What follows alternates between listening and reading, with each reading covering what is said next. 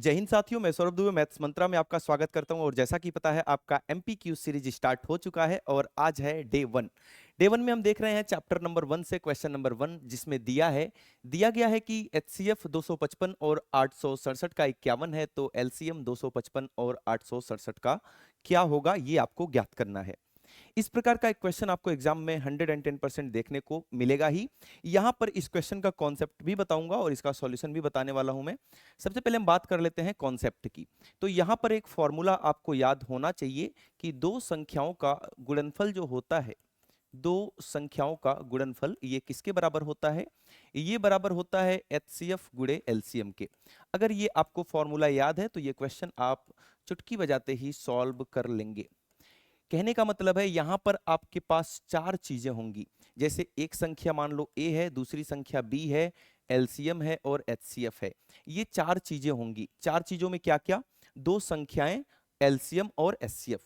चार चीजों में तीन चीजें आपको दी रहेंगी, एक चीज आपसे पूछ रही होगी। जैसे यहां पर आपको दोनों संख्याएं दिया है और एचसीएफ दिया है, मतलब दोनों संख्याएं दिया है, एचसीएफ दिया है, तीन चीजें आपको पहले से ही दिया गया है और आपसे क्या पूछा जा रहा है? एलसीएम।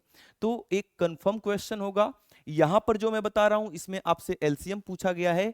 हो सकता है आपसे एग्जाम में ये संख्या पूछ ली जाए, ये वाली संख्या पूछ ली जाए, या तो एलसीएम पूछ लिया जाए या तो एचसीएफ पूछ लिया जाए। कॉन्सेप्ट वही है जो मैं बताने वाला हूं। आइए देखते हैं कि इस प्रकार के क्वेश्चंस को हम किस प्रकार से सॉल्व करेंगे। ये दोनों संख्याएं हैं, तो इन दोनों संख्याओं का जो गुणनफल है, तो सबसे पहले आप इनका गुणनफल कर दीजिए।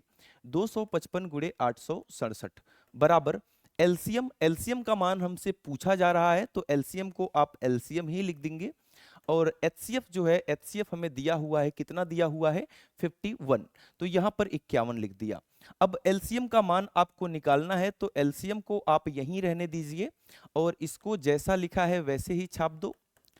और यहां पर देखोगे तो 51 जो है एलसीएम के साथ क्या हो रहा है? गुणा हो रहा है। इधर आएगा तो डिवाइड हो जाएगा, भाग हो जाएगा। क्लियर है इतनी बातें? अब 51 और 255 को काटेंगे तो 5 बार ये कट जाएगा।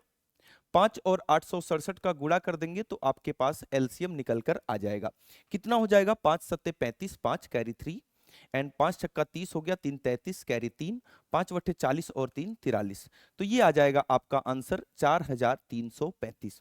तो इसी प्रकार के सभी क्वेश्चंस जो आपके बोर्ड एग्जाम में 10वीं क्लास के गणित के प्रश्न पत्र में पूछे जाने वाले हैं, उनको जानना है तो इस चैनल को जरूर सब्सक्राइब कर लीजिए।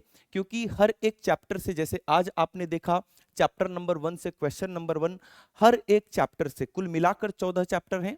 14 चैप्टर से हर एक चैप्टर से आपको 10-10 सवाल करवाऊंगा और ये 10 सवाल आपके बोर्ड एग्जाम में आने की संभावना बहुत अधिक होगी। ठीक है, तो एक बढ़िया स्कोर प्राप्त करना चाहते हैं तो चैनल को जरूर सब्सक्राइब कर लेंगे और वीडियो को लाइक भी कर देंगे, जिससे कि मेरी आने वाली हर वीडियो की अपडेट आपको टाइम टू टाइम मिलती रहे। तो आज के लिए इतना ही था। अपना ध्यान रखेंगे, मैथ्स की जबरदस्त बेहतरीन प्रैक्टिस करते रहेंगे। Thank you so much.